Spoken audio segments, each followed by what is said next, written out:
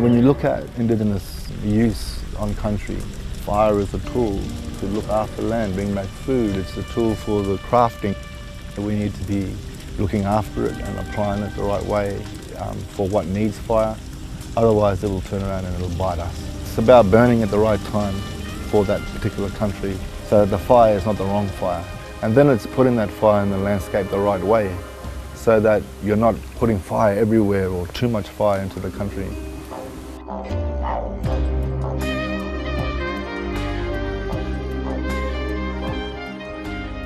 Most of the time apply one fire and allow that to burn in a circle so that 360 degrees the animals can escape. And the fire moves so slowly through the country and peacefully that everything can smell the smoke. This is just the first burn here.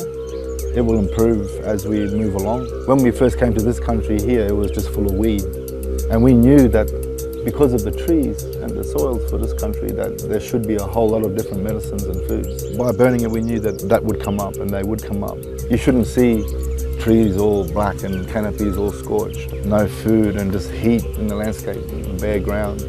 You're manicuring the land, you're gardening in the country. So the burning windows for our environment is quite large. We have burning seasons all through winter, and we have burning also in storm burn time as well, when the rain comes at the end of the year. If we are burning too many ecosystems in one go, that's not the right way to look after country.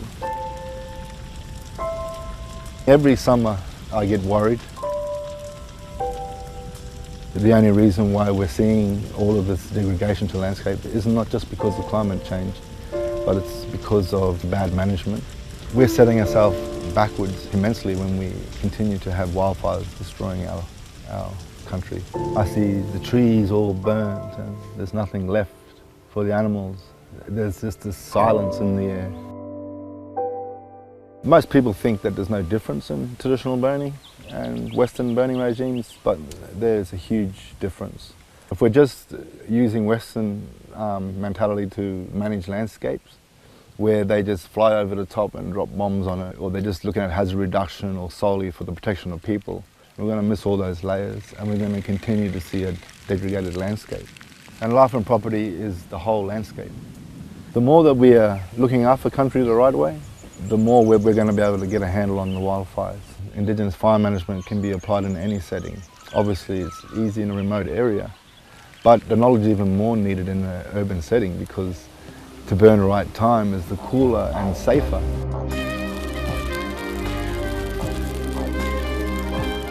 The Indigenous fire knowledge is thousands of years old. And when we look at Aboriginal burning, it's a spiritual thing. It's an insult, just to sum it up in two words, like cool burning. In the old times, there used to be fire knowledge holders, and those knowledge holders were crucial to be at every burn.